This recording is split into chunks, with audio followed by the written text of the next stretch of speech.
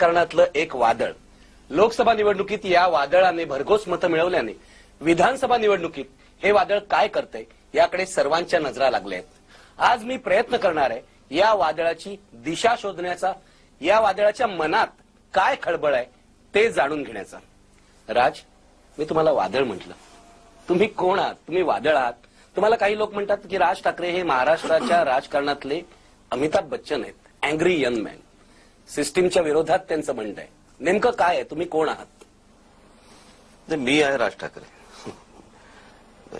कोण काय बघतं आणि कोण काय म्हणतं मला कल्पना नाही. परंतु मी ज्यावेळेला आजूबाजूला या सगळ्या गोष्टी पाहतो आणि जो दांभिकपणा किंवा जो खोटारडेपणा आणि त्याच्यातनं एकूणच बजबजपुरी जी माजत चाललेली आहे सगळ्या ह्याच्यात, हे पाहत असताना वाईट वाटतं आणि त्या वाईट वाटण्यातनं तो राग बाहेर येतो. कित्येकदा आपण बघूया की मी ज्याला परदेशात जातो आणि ते देश पाहताना आपल्या देशाकडे किंवा आपल्या शहरांकडे पाहताना खूप वाईट वाटतं. आणि मग त्याच्यामध्ये एकूणच राजकीय त्याची सिस्टीम आणि त्या सगळ्या गोष्टी ह्या ज्या चालू आहेत किंवा यातनं तो राग बिल्टअप होतो, तो राग वाढायला लागतो आणि काही करून काही बोलून ढिम्म परिणाम, त्याच्यावरती काही परिणाम कोणावरती होत नाही. मग परिणाम का नाही होत? ह्यांना कोणती भाषा समजते? म्हणजे जर समजा निवेदनाची भाषा जर समजा समजत नसेल तर तुमच्याकडे दुसऱ्या भाषा राहतात कुठच्या, आणि ह्यातनं तो राग तयार होतो. त्याच्यामुळे तो फक्त राग आहे.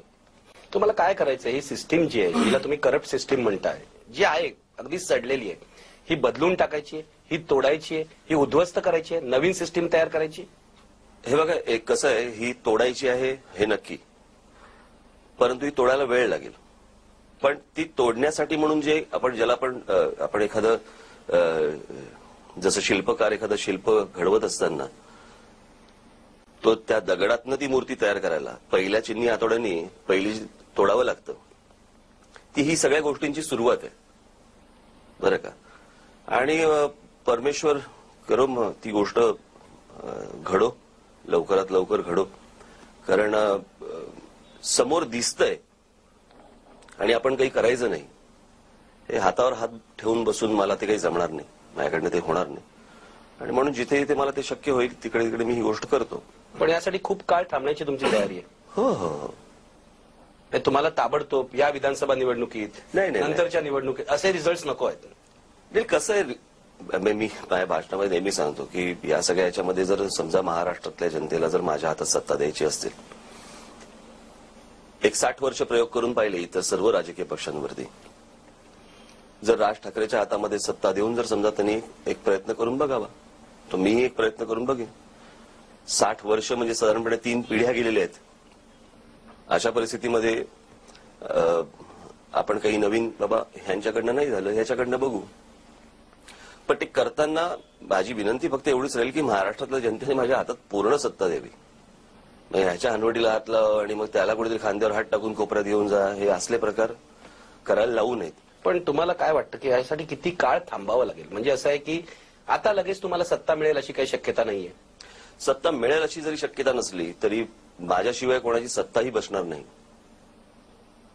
आणि हा कोणाचाही मला मी हे बाळासाहेबांचे आणि हे सगळे घरातले संस्कार आहेत, हे काही ब्लॅकमेलिंगसाठी म्हणून केलेले प्रकार नाहीत जे इतर राजकीय पक्ष करतात स्वतःच्या गोष्टी साधण्यासाठी वगैरे. ज्याला आपण म्हणतो की आता आज बघा ना, अनेकांना असं वाटतं की मी शिवसेनेवरती टीका करतो कारण मी शिवसेनेतनं बाहेर पडलो. मी त्याच्यासाठी टीका नाही करत. मी कुठची तरी अकाउंट सेटल नाही करत आहे या सगळ्या याच्यामध्ये. मला जे दिसतंय की या सगळ्या गोष्टी चुकीच्या पद्धतीने चालल्यात. म्हणजे आपण काँग्रेस एनसीपीला आपण एका बाजूनी नालायक म्हणायचं, ते आहेतच नालायक समजा, म्हणून आपण विरोधी पक्षाकडे एका नजरेने पाहतो. तेही जर समजा तसेच वागायला लागले तर कोणाकडे पाहिजे? मी तुम्हाला थेट प्रश्न विचारतो. काँग्रेस एनसीपी आणि शिवसेना भाजप हे चारही जे प्लेयर्स आहेत महाराष्ट्राच्या राजकारणाचे, ते इक्वली नालायक आहेत असं तुम्हाला वाटतं का? शिवसेना भाजपा थोडे कमी नालायक आहेत. कमी नालायक आहेत? ह्याचा मी ह्या गोष्टीला मी संदर्भ फक्त मुंबई ठाणे महानगरपालिका या महानगरपालिकांमध्ये चाललेला जो कारभार आहे बरं का, म्हणजे उद्या कसं आहे की आज मुंबई महानगरपालिका 97 सालापासून ते आज 2009 पर्यंत हातामध्ये आहे आणि हातामध्ये लोकांनी दिल्यानंतर तुम्ही सांगायचं की राज्य सरकार करू देत नाही, आम्हाला कामं करू देत नाही.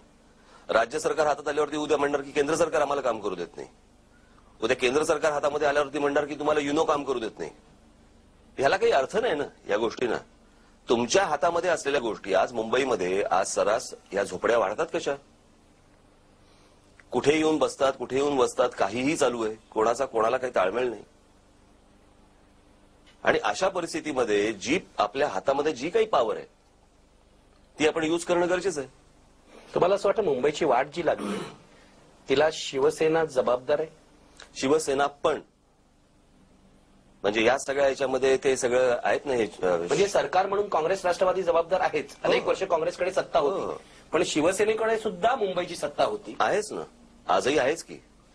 आणि अशा सगळ्या परिस्थितीमध्ये ज्या गोष्टी किमान महानगरपालिकेतर्फे व्हायला पाहिजेत बरं का, मग महानगरपालिका हातात असताना सांगायचं की नाही ते MMRD असं करते, मग ते अजून कोणतरी हे आलेत ना सगळे शॉर्ट फॉर्म वाले सगळ्या संस्था आल्यात त्या हे असं करतात ते तसं करतात, या कारणाचा काही अर्थ नाही ना. लोकांकडे तुम्ही ज्यावेळेला मुंबई महानगरपालिका मागतात त्यावेळेला लोकांच्या काही अपेक्षा ज्या आहेत. आज साधी गोष्ट इथला आपण गांधी स्विमिंग पूल घेऊ शिवाजी पार्कचा, तिथले सगळे सदस्य सभासद हे ओरडून ओरडून सांगतात की ह्या स्विमिंग पूलला काही प्रॉब्लेम झालेला नाही, तरी विनाकारण 40-50 कोटी रुपयाचं काहीतरी बजेट काढायचं आणि तो परत काहीतरी नवीन करायचा. कशासाठी, काय गरज आहे बरं? 40-50 कोटी रुपये लागतात या गोष्टीला. म्हणून म्हटलं ना की शेवटी आपण काँग्रेसला शिव्या घालतो ते आहेतच नालायक, पण विरोधी पक्षाने जी जबाबदारी सांभाळायला पाहिजे. तुम्हाला काय वाटतंय ना फक्त पैसे खायचे दिसते तरी तसंच नाही. मी तुम्हाला मग तरी सुद्धा तुम्ही म्हणता शिवसेना कमी नालायक आहे असं का? कारण मुंबई महानगरपालिका राज्य नाही. तेवढं राज्य नाही, एकच मुंबई शहर आहे, ठाणे शहर आहे, एवढंच आहे म्हणून. कारण या गोष्टी कसं आहे आजही तुम्ही बघा ना, म्हणजे या शहरांमधला जो बकालपणा आहे, हा बकालपणा ज्या पद्धतीने वाढतोय, आज खरं बघायला गेलं तर आज शिवसेना भारतीय जनता पक्षाचे किती 100 आमदार असतील. या आमदारांच्या जीवावरती अख्खी विधानसभा डोक्यावर घ्यायला पाहिजे होती. इतकी बजबजपुरी या सगळ्या ठिकाणी माजली असताना विरोधी पक्ष म्हणून विधानसभेमध्ये ज्या पद्धतीने दिसायला पाहिजे, काय दिसत होतं मला जर सांगा.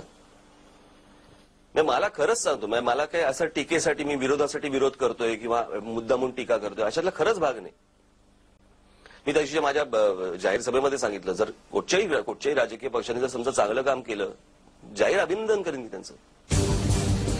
भावी मुख्यमंत्री जो आहे तो ठरवण्यामध्ये मनसे महत्वाची भूमिका बजावेल. म्हणजे काय याचा अर्थ अंकुश, हे बेभान झालेले जे हत्ती आहेत यांच्यावरती कोणी माहूत नाही.